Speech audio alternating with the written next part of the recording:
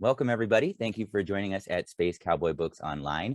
I am your host, Jean-Paul Garnier, and this evening we are here with Hailey Piper, author of the wonderful new horror novel, No Gods for Drowning. Hailey Piper is a Bram Stoker award-winning author of Queen of Teeth, The Worm and His Kings, Unfortunate Elements of My Anatomy, Your Mind is a Terrible Thing, Benny Rose and the Cannibal King, and The Possession of Natalie Glasgow.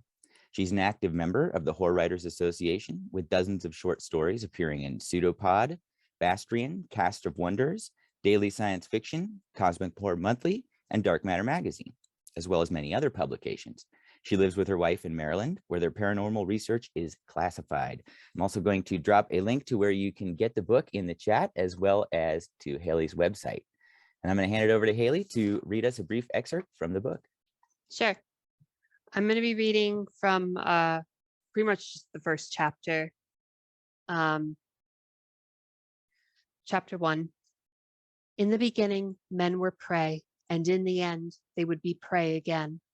Lilac Antinous couldn't wait that long. She had listened for the approaching pair from her corner, hidden behind barnacle-crusted crates, their wood stinking of old seawater. The dark shack hugged her while minutes crawled, as if in this forgotten pocket of Old Town, she would go forgotten too. You sure this is the place?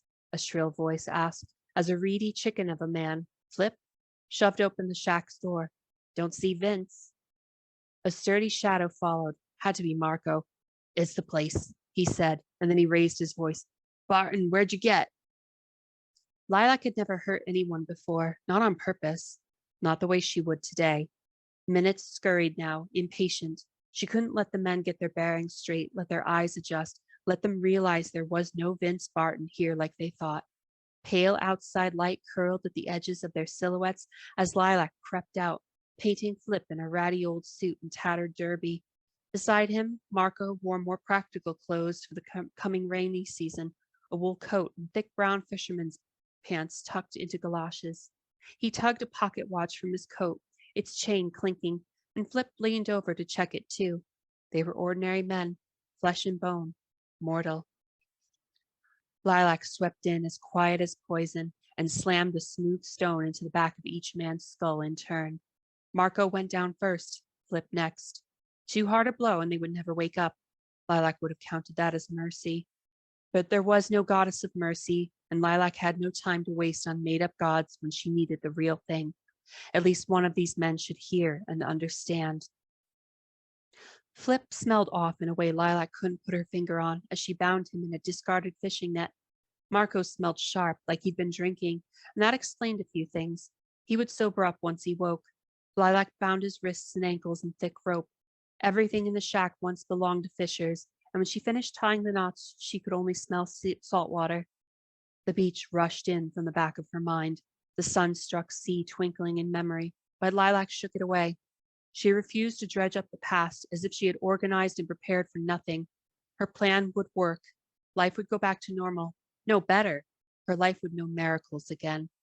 She took deep breaths as her nerves reminded her how wrong this might have gone had she been slower or louder, or had either man carried a gun.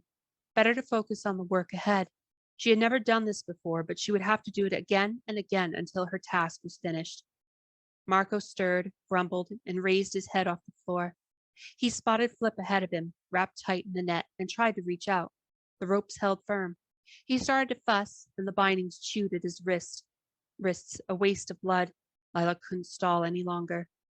A solitary candle lit the patch of wood floor where Flip's net slumped against a wall. Marco struggled beside him. Lilac slipped into the light on tender steps, the floorboards rough on her bare feet. These days, a priestess of the old covenants was more likely to be a homeless beggar than sustenance for any long-gone bloodthirsty god. Some were even thieves, smugglers, and black market merchants like these two men. Vince, is that you? Marco asked. Why you dressed like them robes? A featureless black robe covered Lilac's naked body, so shapeless and flowing that it made her figure hard to see, especially in the dim shack. She turned her head in slow inches toward Marco. The soft candlelight outlined her harsh nose, curls of auburn hair, and skin too olive for Vince's pallor. A priestess. Marco strained at his bindings again. Where's Vince? Did you kill him? Lilac froze mid-step. They cared about each other. Honor among thieves. Her idea that one of the men should hear her reasons had been naive. She should have finished this before they woke up, or she heard them care. Best to end it before they showed themselves as any more human. She breathed in the shack's sea stink and thought of the beach and a sickness in the waves and the reason she had to hurt these people today.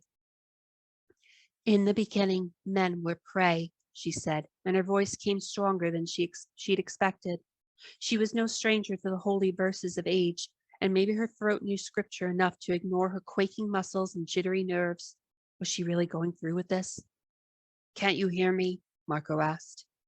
We scurried over small islands, Lilac went on. Simple beasts without voice or thought, food for the glories of the sea, and those hungry seas surrounded us. She sidled toward Flip, his derby lying a few feet away. But then came the blessing. The heavens opened and the dawn gods descended on the world to save us. Marco kicked at the floor and a growl tinged his voice. You need to answer up, lady. Vince, Barton, where's he at? Lilac knelt over Flip's net, no stirring, and stroked her fingertips across the corded rope. The dawn gods pushed back the seas with their heavenly might. The many islands of the archipelago joined in the united holy land of age, and so did the many peoples become one. Will you stop reciting the fucking scripture and answer me? Marco kicked again. Lilac's fingers wove through the netting and into Flip's hair. He looked at peace as she yanked his head from the floor. Sticky blood matted his neck. Not content to merely preserve us in those dawn days, the dawn gods taught us to better ourselves, and so came the gifts, one from each of the seven. They taught us to build fire and grow food. They taught us to speak, heal, construct, create. Lilac's eyes at last slid toward Marco. They taught us law. Marco shouted now, let him go. Vince is expecting us. Don't you understand? But we can't all learn law. Time was up. Either Lilac went through with it or she surrendered to the end of everything. She shook her right arm and a silvery dagger slid down her sleeve into her palm, its blade curved into a sharp teardrop. Gods, Marco whispered. Wait 1 minute. Listening to him would be easy. Lilac could drop the sacrificial dagger, untie these men, and walk away. She could catch a bus to the coast and watch the frothing tide roll in, and wait for the rains to drown the city, and hope there was still a god somewhere across age who cared about mortal life, blood or no blood to offer. Everyone she loved could vanish upon the beach in her thoughts and turn to twinkling seawater. No faces, no voices, only empty funeral pyres washed out by rainfall. If she didn't call the gods, who would? If she walked away now, she would accept the end, maybe not in thought, but in action, as if she consented to that terrible day 4 years ago. She couldn't accept that, ever. Her dagger's tip chewed down Flip's neck, carved his chest, and drove into his heart. Red rivers spat across the wooden floor, staining his fallen derby. The shack's saltwater stink drowned in a bitter copper odor. No more sense of beach and ocean, only blood. The shack smelled of a goddess's temple. Marco hammered his booted heels against the floor. His ropes held. He began tossing his head back and forth, teeth gritted, drool slinging down his stubbly chin. No, he grunted. Gods, please. Yes, call to the gods. Lilac dragged her hands, fingers through Flip's blood. The coppery stink thickened, and she thought of priestesses, daggers, and a 9-headed holiness filling the temple. All for the gods, all for Logoi. Marco leaned his face toward his knees. His words rushed out. Listen, there's been a misunderstanding. Clearly Vince sent us to the wrong house or he messed up the address. Lilac stood from Flip's body and crossed him on tiptoe. His growing puddle of blood dogged her heels. She reached her free hand to the wall above and smeared a red shape across the dingy planks. A dot, a line, a point, a curve, another. She'd drawn this sign 1,000 times since her childhood in the Temple of Logos. Listen, Marco said again. Drool struck his fisherman's pants. You were in the middle of something important and we intruded. We were wrong. I see that now. I'm sorry, you hear? He paused, a detail catching his attention, and then panic drained into shock. Lilac's hands slid from the wall, but no blood dripped from her fingers. She almost felt her pores dilate, her skin acting with countless mouths to drink up the red fluid. She didn't mean to, never meant to, couldn't be helped as a matter of birth. Gods, you're one of them, a descendant? Marco leaned back, wide-eyed. His mouth hung dark and sweat dotted his skin. Lilac couldn't prolong this. Suffering was not the point. In Logos, beneath the eyes of many-headed Logoi, to break the law in her city is to surrender your life to her. A mistake, Marco snapped. You got blip, you don't need me. I won't tell. He was right. He wouldn't. Lilac lunged across his knees and drove her teardrop dagger into his chest, and again to make sure. Suffering was not the point. He quit thrashing and shouting, quit everything, and slumped to the floor. Sticky redness again soaked Lilac's fingers. Wheel of resolve, turn for me, all which I've done and said. Bring it home and hearth to be for all the living and the dead. Quickly now, her skin was thirsty. Both men dead, one having heard his sacrificial purpose, no more feeling to them. She went for the harsher work of cutting open their torsos and spilling tubes and lumps onto the floorboards. She used Marco's coat to shove the pieces into an offering mound. Why was she crying? In Logos, these men would have been killed long ago. But Logos was far away, and Logoi was gone. That was the point of sacrifice.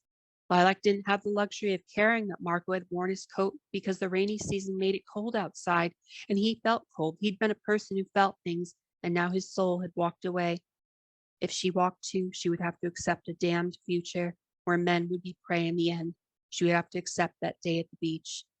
Now stop now because I'm at past time, but that's most of chapter 1. We're not quite there, but Thank you for sharing that excerpt with us. We're going to move into the interview portion of the event. If anyone in the audience has questions, please feel free to drop them in the chat and we'll try to get to them. So in No Gods for Drowning, you've created a very rich pantheistic society with your world building. Wondered what inspired this, and did you draw from any pre-existing cultures when you were world building? I think it's just kind of a matter of personal point of view. It just monotheistic kind of culture doesn't make as much sense to me as it might make to other people. But as far as drawing from other existing cultures, not so much. I wanted to maintain some consistent name feeling. So that was drawn from kind of Greek stuff. A lot of the characters have Greek sounding names, or at least Greek inspired names, but they're not like Greek gods, and they're not inspired by the Greek gods. They're their own package. I would say probably there's more just drawn off of existing fiction, just as far as what inspired me. It started with, because some of the ideas started with a voice in a piece of jewelry, and that kind of developed into it's a god, and it's it's coral stone, like just kind of the different pieces came together for that. Yeah. And No Gods for Drowning is an interesting novel because it's part horror and it's part detective story. What were some of the fun parts and some of the challenging parts of mixing genres in this way? Well, some of the fun is certainly you get to include what you want. So like I'm one of those, like, I know there's like noir aficionados who are just like, they're kind of like wanting to push the envelope on that stuff. They're wanting to like see new things. I'm probably the bad kind of noir fan in that I love the cliches. I love all the stuff that people say that's been done to death with noir stuff. Is like, give it to me. I want all those cliches. I like to see new things done with them if possible, but I still like them to be there. So like just having kind of this kind of what would you, like 30s, 40s kind of setting, like technological level, 20s, 30s, 40s, and the cultural elements. That was kind of like, I knew what I wanted and I put it in there, and that was the fun part. Expressing it in a way that made sense for the reader, that was the hard part. That was definitely like my editor Chantel really helped, because I was trying not to go overboard with some of that stuff, like the clothing, for example. And she was like, no, go like express it wherever it's possible to express it. And like the fact that it's a dark fantasy book also, and it has kind of like these temples and such, and these gods, mix that stuff together. If there's a description of an old temple, try to fit in something that to us today might be anachronistic with it, such as like, oh, that's where Cecil dropped his fedora or whatever. Just as an example, just trying to get that stuff across in a way that made those conflicting aesthetics mesh together.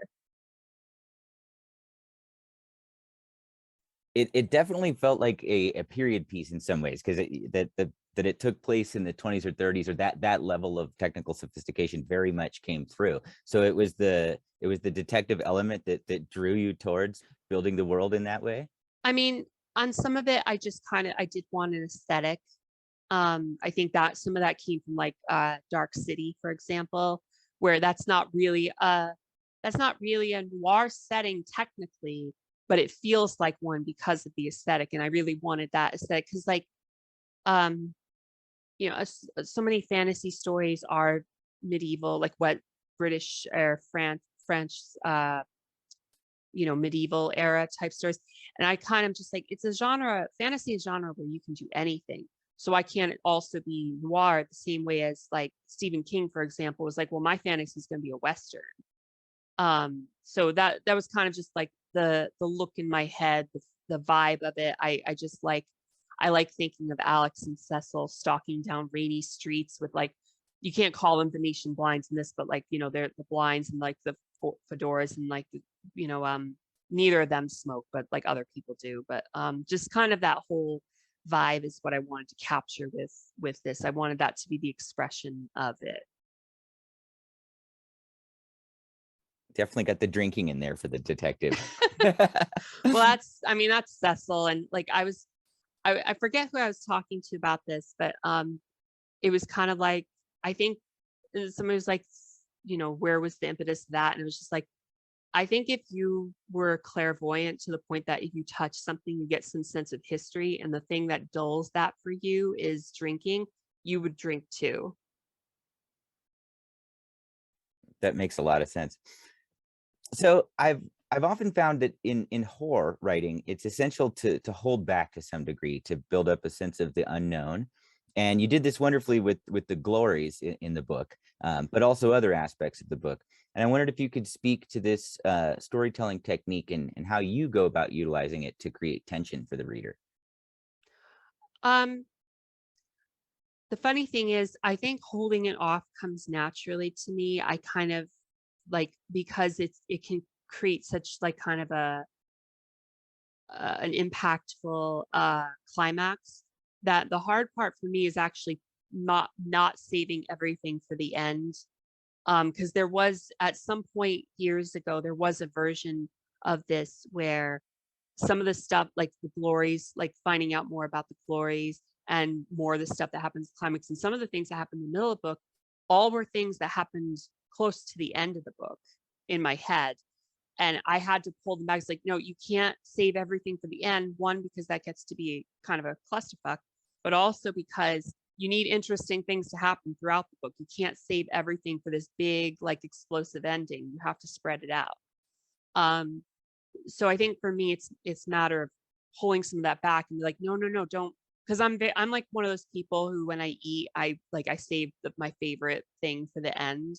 So like it's just kind of a natural thing for me. So more of it was kind of just like, no, spread it out, spread the fun stuff out. Don't save all the revelations for the end. You can't have 6 plot twists happen in the second to last chapter.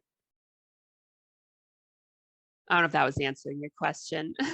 It does. So I wonder, are the Glories going to get their own book? Because there was like some really cool stuff about the Glories, and I definitely, it left me wanting more. There was years ago, I did start a story from the Glory's point of view, but I kind of abandoned it because it wasn't really working out. But maybe I'll go back to it at some point. I would definitely love to tell some stuff from the Glory's point of view, because they have their own interesting culture. They have their own interesting stuff going on. not just at the time that this book takes place, but previous as well. I hope that happens. You gotta let me know if it does. So in the larger mythos of this book, and this was kind of a brief thing that you brought up, but to me it hit hard because I'm always tripping out about the nature of time. In the larger mythos of the book, time is cyclical. And I wondered if you could elaborate about this aspect of the world building and how that affects the relationships of the gods. Sure. I mean, that was kind of one of those things where, and it's funny you bring it up because it's almost a throwaway paragraph when one of the characters starts getting into the idea that like human civilization in this world has risen to peaks and then crumbled. I think it was part of I think it was partly the sense that I felt like if they'd been under the gods for these past thousands of years, even with all the selfishness and capriciousness of the gods, that they would might have advanced further than they are by this point. It's kind of the same premise as like where we are. There's a theory that if like the Library of Alexandria had not burned down, we would be like have even like, you know, further technological advances now than we do at this point in history.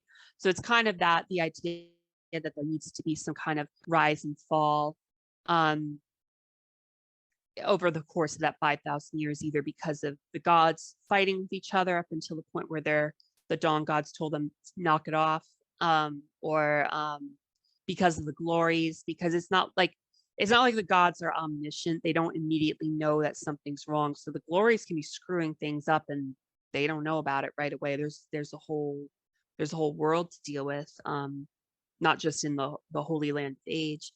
And then also some of it's just kind of, I think, the Final Fantasy fan in me. Like it's not like they have airships at this point, but I like the idea that they used to.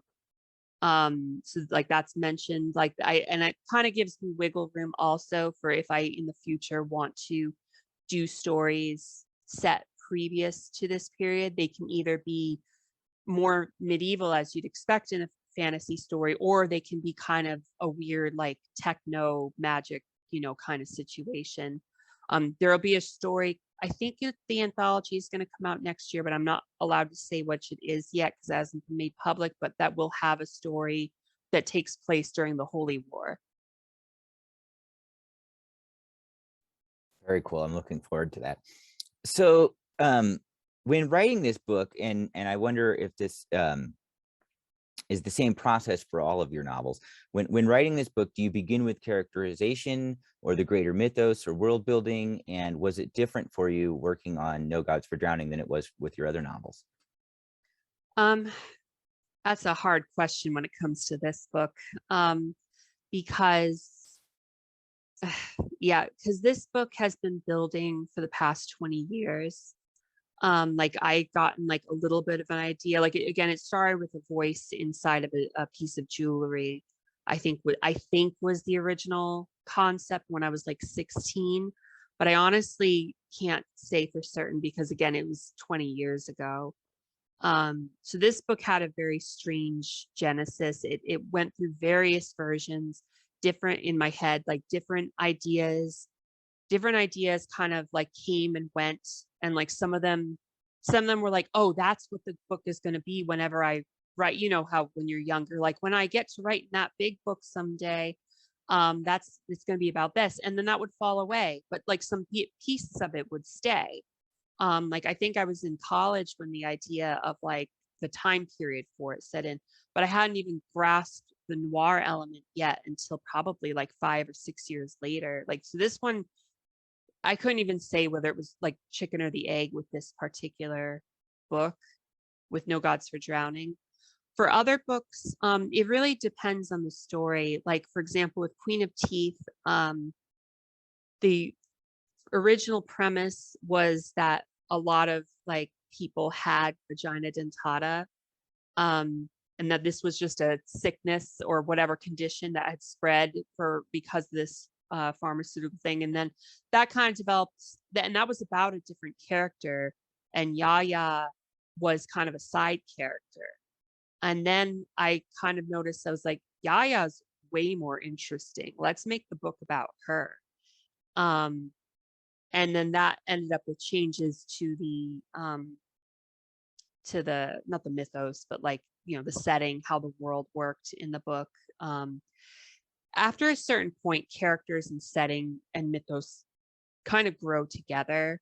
Like I do plan stuff out, but but it's also like the plan gets thrown in the garbage like about 25% of the way through the book, and then it's like, oh wait, now I understand this better. New plan from this point forward. Um, or in like the Worminous Kings, though, that was a mythos before I had any characters. I needed to try to figure out I need to come up with characters or hope that they would reveal themselves to me, which is what ended up happening, before I could figure out, okay, how do I approach this mythos? We're talking about mythos that takes place over millions of years. How do I bring people to that? So it's different for each book, but I would say the general process is mainly just like lots of ideas getting thrown together, seeing where I can connect things, and then just being ready for complete upheaval to whatever I planned as it goes. Because I like the characters, it's not to keep quoting like Stephen King stuff, but like he's compared, I think he's compared writing a book to less like coming up with ideas and more like you're a paleontologist digging up a skeleton. And you're not like you're not coming up with what those bones look like. You're discovering them as you brush the dust and soil away. So that a lot of times it feels like that was, you'll get to a point, it's like, oh, I didn't know that about that character. Now I do. So now I have to think about that and what they're going to do. Um, Again, with Queen of Teeth, Yaya took over that book. Like I didn't feel like I had a say a lot of the time, and I had to go backtracking a ton of times because I would write 3 chapters before I realized this isn't something she would do. So that was a very long-winded way of answering that. Those wonderful insight into your process, though. And I wonder, My you mentioned non-process process. you mentioned that No Gods for Drowning was something that ideas have been batting around in your head for decades. Is it typical for you to have ideas gestate for this long when working on a book, or? No, definitely not. I mean, I haven't been alive long enough for that. I mean, like the other ideas from when I was a teenager are gone. I don't even remember them, honestly. This one stayed. This was the one, like, this was my baby. This was the one I cared about, and that's why it kept being like, I'm gonna get to that someday. I'm gonna write that book someday. That one's so even as I was like getting into my publishing career and I wrote like T-Pong, Benny Rose, The Worminous Kings, there was still No Gods for Drowning was still a thing that was getting built slowly. And my hope would be that, if I'm writing other books in this world, that they don't take 20 years. Um, Especially because now the book, the world is a thing. So it has its firmness to it a little bit more. Is it a relief to have? It's both. I think it's a relief to finally have it out in the world. It was definitely the one that felt the strangest because, when it's forming for that amount of time, it starts to feel like it's never going to happen. Um, and like really the thing preventing it from happening was me not working on it, not sitting down and actually trying to write it. Because the funny thing is, once I did, I got about 7 chapters in before I realized that I was doing some things I didn't care about, um, as far as how the world building was. Like it wasn't as oceanic of a world, and then I was like, I had it more of kind of a temperate type of thing. And I was like sitting back and it's like, I don't want to do that. It's so boring. I was like, and I got frustrated at a point. I was just like, just do whatever you want. Just do whatever you want and write that. And so it's like, well, I want there to be sea monsters. I want there to be this stuff. I want this to be a bunch of islands and such. And then it was like, okay, then just write that. So I did. What was the question? I just got way off track. Were you asking about if it was a relief? Yeah. So yeah, it's a relief, but it is also it's just weird. I think weird is the best response to it. It's weird. But it is nice too. And it's so interesting because some of these characters in my head for so many years that when I see people talk about them, it kind of is a little like surreal. It's like they know about Lilac, they know about Arcadia, they know about Alex and Cecil and this other stuff. Like there are other people making like one of the reviews on Amazon said was made a reference to the lore. And I was like, that's so bizarre to me that somebody like just like, yeah, they know about the Dawn Gods. That's a thing now. It's just like that's not just a thing between like me and my wife discussing it. It's just out there. So yeah, it's just weird. I think yeah, I'll stick with that answer. It's just weird. Something that you mentioned brought up something else that I had been thinking about when reading it. You mentioned it's this oceanic world, and I noticed that in a lot of your descriptive passages, the sounds and the smells and everything, it's all water related, and I found that quite rich. And I wondered if that was something that you had decided to do, or if that was something that you had to go back and rework to make happen. I do you mean after deciding it was going to be oceanic? Yeah, I mean, this has been rewritten so many times at this point. So yeah, I did, but like even chapter one isn't the same chapter one as where I started. Like it didn't begin with Lilac, making her first sacrifices. It was things have been moved around so much since I first actually sat down to write it. But so yes and no, I guess, because it doesn't feel like going back and it's like, well, time to write that chapter all over again. Um, yeah, but like it just I mean, even last year it got rewritten again. It's just one of those things you have to do when you're writing books. It's just, sometimes it needs a full redo over. So yeah, I went back and I mean, but that's just normal revising, I think, to just, make sure that there's those tactile sensations. And it, once accepting it was an oceanic world, it was like, well, that's easy. I know how that is. I know how that feels. I mean, like, I love the sea. I'm terrified of the sea, but I also love it. So, I guess that's a normal horror thing, though, to love what you're afraid of. Well, I appreciated that world building was down to word choice, and how characters responded to things, or just how you delivered the world to the reader. I thought that was very cool.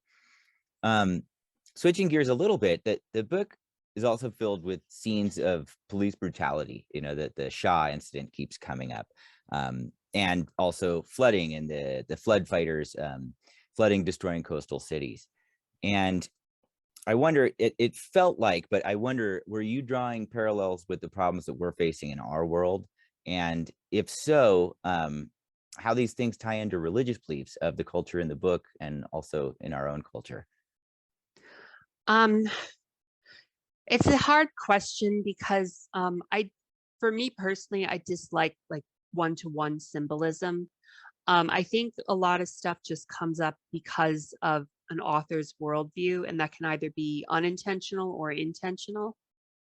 In my case, it's intentional because I think that the thing that makes a book special is who's writing it, so you can tell, like, 100 different writers can tell one story 100 different ways, as long as they're being honest about it. If they're letting their personalities and perspectives and the things they like and the things they're interested go into that story, then that story is not going to be the same from those 100 different people. So in the same sense, it's not really drawing parallels. It's just that it's not drawing a direct parallel, but it is reflective of my point of view, if that makes sense. So like my like awareness of police brutality and such informs upon the book, but then also it's just kind of the world lore sense of like there are gods can help you, gods need blood. You're going to reach these kinds of conclusions like Commander Thale does, like Lilac does. Um, and questions just come down to how are characters dealing with that and processing that. In the same sense as the flooding, before it was an oceanic world, there was still this outer threat, but it was just different. But once I decided it was an oceanic world, it's like, well, then it's flooding. If it's sea monsters, it's flooding. It doesn't make sense to do it any other way. So some of it is, yeah, is reflective of perspective, but it's also going to be, the world needs to function on its own. It can't just be like a bunch of 100 pieces of symbolism running around and fighting each other and such, because I'm not sure how that would even work. Then you're dealing with a bunch of different people's interpretations and all this other stuff. And people are going to have their own viewpoints about this stuff anyway. So I think trying to narrow it down to that is too simple, when you still have to tell a competent story. It still has to have characters whose motivations have to make sense. They have to, be entangled with each other. They have to react to the world has to work with them. As far as the religious stuff, I think it's just kind of how do I say it, like a logical conclusion to these gods being present, because I feel like in a lot of fiction, like, even if the gods are real, they're not there. And that is the case at this point, but they're used to them being there. They're used to their gods being in a temple and wanting to do miracles, or being requested to do miracles by people, like in Arcadia's case. They're used, but they're also used to having their way. So when Lagoe, for example, when Lilac was a baby, was like, no, I'm taking the baby. There's no disagreement with that. That's a god saying, I'm taking the baby. And you can apply the gods in this to any power structure, political, bureaucratic, corporate, whatever suits your perspective. And that's where I'm saying, like, somebody's going to have their own interpretation of that. So I don't really need to worry about that as much, because I'm writing these gods. They are these gods in this book. Whatever they feel like to someone who's reading it, that's true to that reader. Like, that's not even my business, honestly. Like, it's the same as like how reviews are for readers, that the author shouldn't be getting upset about how reviewers or readers feel about the book, like, in that stuff, as long as they're not being like bigoted or whatever. In the same sense, it's like, if somebody feels like that's a global issue, the stuff with Lagoe, then that's valid. If somebody just feels like this is a bad parent-child relationship, which it also is in the book, then that's also valid. Fair enough. Very true. Uh, and that brings me to something else that I thought about quite a bit, that the book is filled with complicated parental relationships. And I wonder, I wasn't sure quite how to articulate this, but what does motherhood mean to a god? It depends on the god, I suppose. Because yeah, you're right that, like, there is a lot of complicated parental stuff. I think at one point, Lilac's non-god mother, Simone, articulates it best, that, like, the gods, everybody seems to be reaching out. They get to a point where they're reaching out for their parent for help. And I think the complicated thing with the gods is, with humans, with mortals, eventually your parents die, and you kind of have to take up the role of being, at some point, of being an elder person in your family. And you never feel ready for it. That's one of those things you learn growing up, is that there is no such thing as a real grown up. Everybody's just faking it and trying to make everything work as best we can. But I think the difference with the gods is that if their parents are gods, then they never go away. I think, and Lagoe has a strange situation with that, because her parents did. Like, her on one side were dawn gods, and they went back to the heavens, for whatever reason. And hers is the only mother who was pregnant with one of the first children who didn't survive because of Lagoe. So who's to say how much that affected her way of parenting with somebody like Lilac? And then you have other characters who are just like, they have close relations with the mother. That, on the other hand, Lilac has a pretty solid relationship with the mother, just her mortal mother, despite being separated from her for many years. They joke with each other, they cook together, they both mourn the losses of people who aren't with them anymore. Um, I really just think I think it is on some level the sense that most of the gods can't ever reach that point of, well, now I've got to be the adult. Now I have to be mom or dad or whatever the parent, because their godly parents are still hanging around and always will. I mean, so there's immortality for them. There's immortality for the gods. Um, I don't know. It just seems like something that would mess you up a little bit, I guess. As much as losing a parent also would mess you up. So it's just, you can't win, I guess. Yes, of course we don't choose our families. Right. That's true. That's true. So, oh gosh, I lost my train of thought. I had another question. Sorry. That's okay. Oh no, it's not you. One of your previous novels, Queen of Teeth, won the Stoker Award. Awesome. What was that experience like for you? Nerve-wracking. Yeah, I was pretty much holding my friend Carmen's hand, or she was holding my hand for a lot of it, because I was getting so nervous as they got towards that category.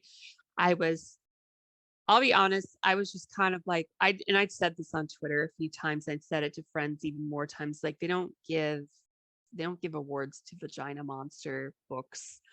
So I was kind of had it set in my head that it wasn't going to win and I didn't have anything to worry about. So I hadn't really written an acceptance speech. And then once we sat down for the award ceremony to start, I mean, I had a couple notes because I was like, yeah, if it wins, I'll just wing it. But once we sat down, I kind of like, the gravity of everything fell on me all at once. And I was like, oh God, it might actually win. You never know what's going to happen. These things, there's all these people around, and I can't go up there and be stammering and stumbling over my words because I didn't actually. So I'm sitting there furiously typing an acceptance speech on my phone, like trying to pull the notes, the fragments of notes into something decent. And I finished probably like a couple of words before there, and then I was like, okay, we don't have to worry about.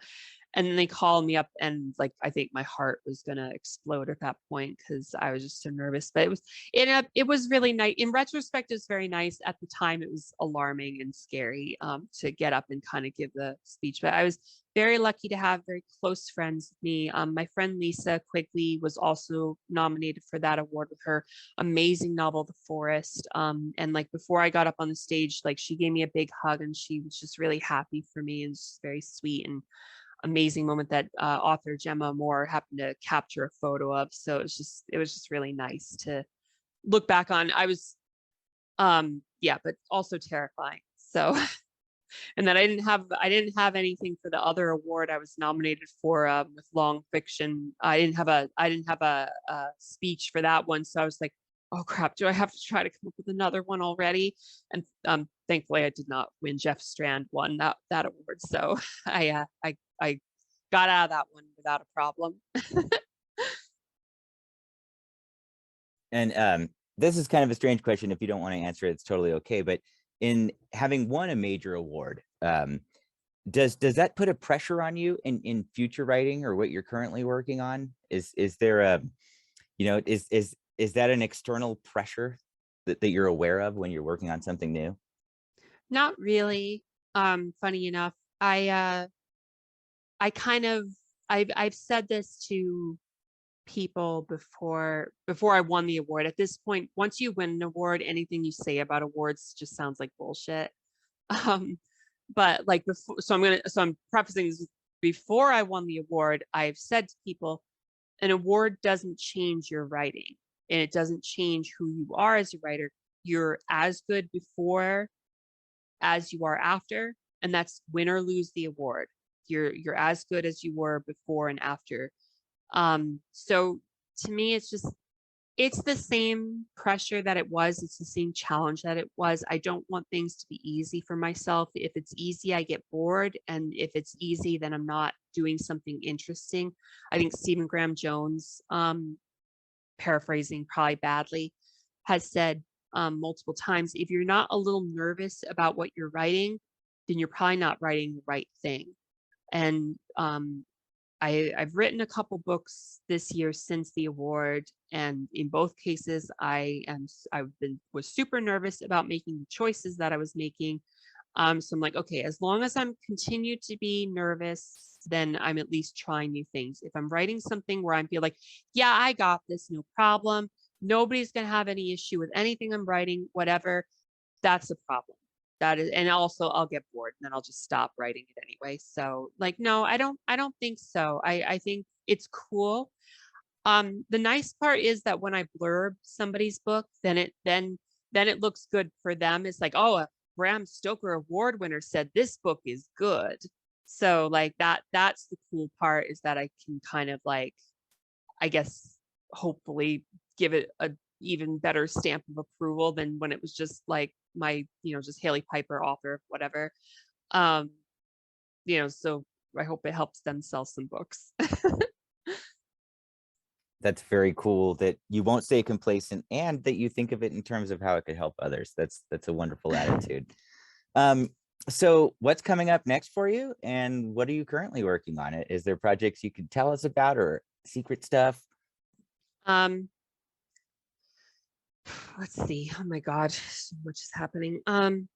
So I've got I think I have one more short story coming out this year for the Arcanists. That'll be free to read or listen to. And then next year I'll have a bunch of short stories out next year. I actually have two set in age. One will be set in the Holy War in an anthology I can't mention yet. Like I said, and there's going to be a novelette that's set pretty much at the same time as the book, but on the East Coast instead of the West Coast of age. So it's not going to involve the characters. Like, these are all separate. These are all standalone stories, but like I want to try to write more age stories. So there's a lot more to explore with this world. And then books next year, the next book coming out should, as unless plans change, should be Cruel Angels Past Sundown, which is my Western horror book from Death's Head Press. And then Even the Worm Will Turn, which is the second book in the Worm and His Kings trilogy from Off Limits Press. And then late next year, A Light Most Hateful will be coming from Titan Books. And that was recently announced that Tony Eldridge and Lone Tree Entertainment have picked up the film rights. As for and then the third Worm and His Kings book will come out in 2024. And as for what I'm working on right now, kind of just trying to catch up with some short stories that I've promised to editors, and they're probably tapping their feet and have their arms crossed waiting for me to get them to them. So yeah, not a big project at the moment, just trying to write the stories I'm supposed to and try to have some fun too. I'd like to just write some short stories that are just kind of for me, and I can decide if they ever get published or not, just if they ever put them out there or whatever. So yeah, just trying to finish up 2022 some word I can't think of, just commitments. Well, you are absolutely crushing it. So much cool stuff coming up. I try to stay busy. Well, thank you so much for this conversation. Everybody, No Gods for Drowning is a wonderful novel. There's a link in the chat. If you're watching on YouTube, there's a link down below. Thank you so much, Hailey Piper, for the reading and the interview. Thank you to our audience for being here. And I hope Thank you so much for having me. Have a wonderful night, everybody. Thank you. Thank you, everyone.